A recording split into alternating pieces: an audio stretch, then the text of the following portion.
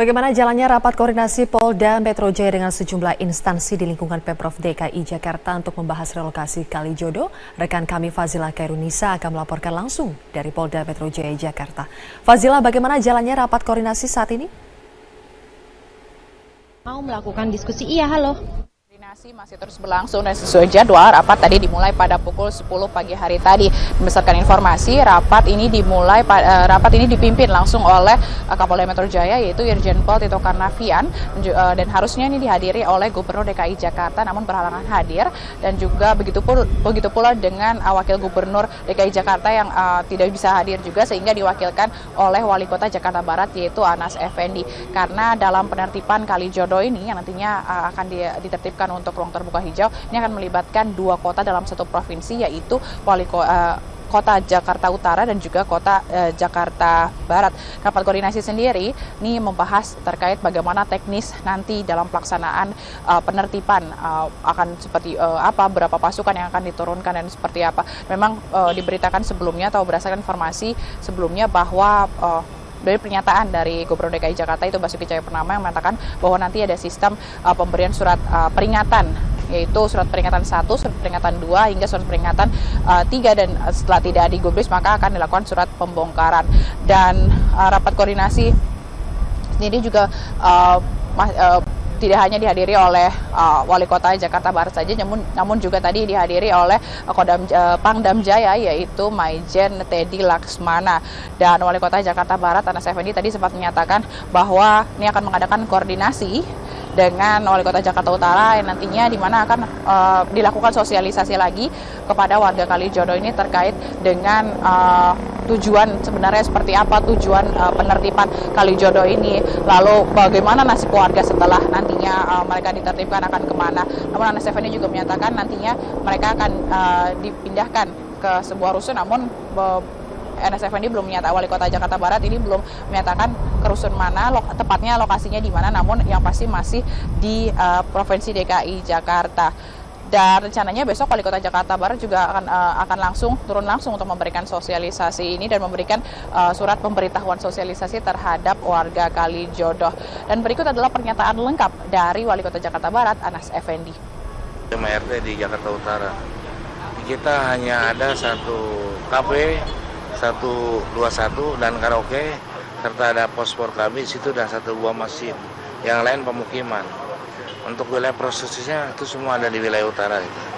Ya. Pak, sudah dilakukan seperti Wali Kota Jakarta Utara belum Pak sosialisasi Pak? Ya, kita rapat dulu hari ini, besok kita baru tayangkan edaran atau pemberitahuan kepada warga masyarakat untuk segera mengosongkan karena akan ditertibkan gitu.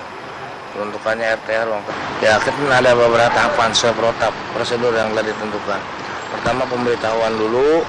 Kemudian setelah itu kita adakan sosialisasi kepada warga masyarakat, kita kemukakan maksud dan tujuan penertiban, kemudian nanti kita informasikan kepada warga mereka harus bagaimana, rumah susun dan lain sebagainya.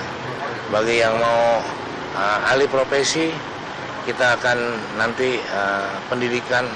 Sampai saat ini surat peringatan sendiri juga belum diberikan karena masih dalam tingkat koordinasi. Karena ini melibatkan banyak instansi dan saat ini rapat masih terus berlangsung. Kami akan terus melaporkannya bagaimana perkembangan dari rapat koordinasi ini. Kembali ke studio Zilvia. Kepolisian menemukan proyektil peluru yang digunakan oleh pelaku saat menembak seorang ojek online di Jalan Kemang Utara, Mampang, Jakarta Selatan.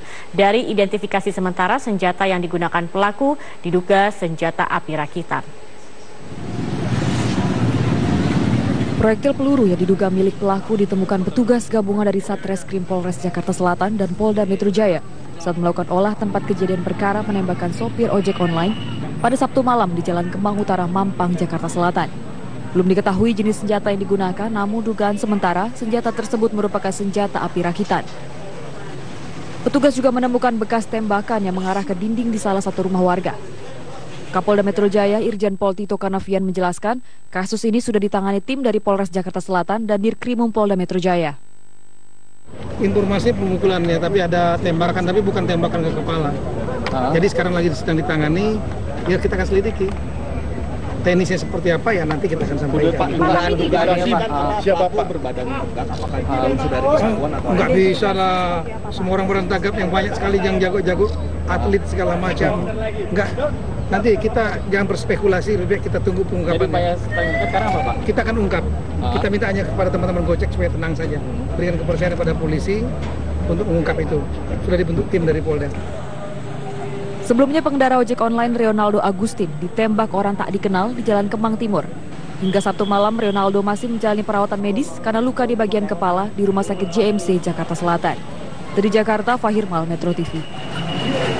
Aksi arogan para pengendara di jalanan bukan pertama kalinya terjadi. Sepanjang tahun 2015 tercatat sedikitnya ada 5 kasus arogan berujung penembakan. Tingkat stres yang tinggi di jalanan patut diwaspadai agar tidak terjadi aksi anarki.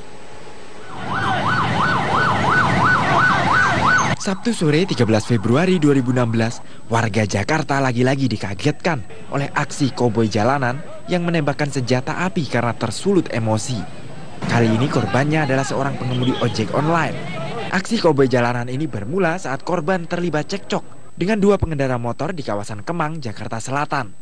Karena tersulut emosi, pengendara motor yang masih belum diketahui identitasnya ini menyalip korban dan berujung pada aksi pemukulan.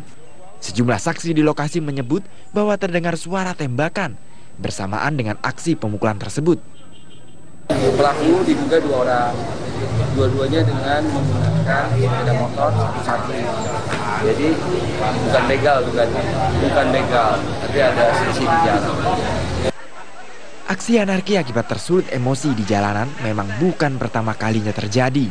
Sepanjang tahun 2015 sedikitnya tercatat ada 5 kasus penembakan yang terjadi di jalanan. Terakhir terjadi pada 4 November 2015. Seorang tukang ojek tewas setelah ditembak bagian kepalanya oleh oknum TNI di kawasan Cibinong, Bogor, Jawa Barat. Pemicunya pun sama, karena tersulut emosi saat terjadi gesekan di jalanan. Kemacetan di jalan raya memang dapat memicu masalah beragam. Selain membuang waktu pengendara, kemacetan juga meningkatkan stres, sehingga seseorang dapat dengan mudah tersulut emosinya. Namun aksi main hakim sendiri dengan cara arogan di jalanan tetap tak dapat dibenarkan. Selain peran aparat untuk menciptakan ketertiban, pengendara juga memegang peran krusial untuk saling bertoleransi demi menghindari tindakan anarki. Tim Liputan Metro TV. Pemirsa, di Reskrimum Polda Metro Jaya, Komisaris Besar Polisi Krisna Murti menegaskan penertiban lokasi prostitusi Kalijodo bukanlah persoalan besar. Namun pemerintah daerah diminta untuk tetap mempertimbangkan implikasi sosial, terutama bagi warga dan permukiman di sana.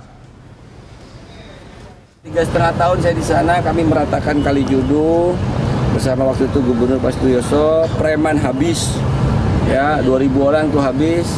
Dan kemudian perjudian habis, bahwa kemudian masih ada sisa-sisa pemukiman di sana harus dipedomani. Ada pemukiman penduduk di atas tanah negara, ada dibangun bangunan yang menjadi kafe-kafe yang ilegal, ya di sana ada mucikari, mungkin ada orang-orang yang datang minum-minum kelas-kelas bawah yang kemudian menimbulkan implikasi sosial.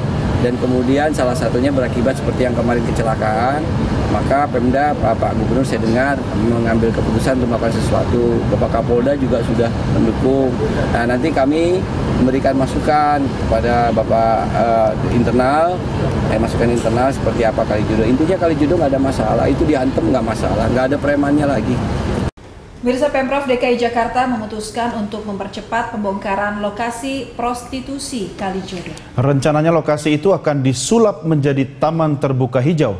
Berikut liputan reporter Erik Gumaryadi dan juru kamera Ricky Rusdiana serta pilot drone Muhasin Jalal. Nama Kalijodo mencuat setelah peristiwa kecelakaan Fortuner yang menewaskan 4 orang usai pulang dari salah satu kafe di kawasan Kalijodo, Jakarta Barat. Atas peristiwa ini, Gubernur DKI Jakarta Basuki Cahayapurnama atau Ahok akan membongkar kawasan Kalijodo, Jakarta Barat setelah membenahi waduk Peluit.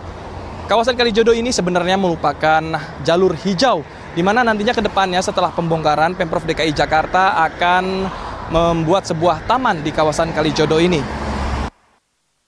Kalijodo dikenal sebagai tempat hiburan malam lintas generasi. Pemerintah Provinsi DKI Jakarta sudah beberapa kali menertibkan kawasan di Kecamatan Penjaringan, Jakarta Utara yang berbatasan dengan Jakarta Barat ini. Namun praktik prostitusi di kawasan yang diapit oleh Kali Angke dan Kanal Banjir Barat ini tetap berlangsung.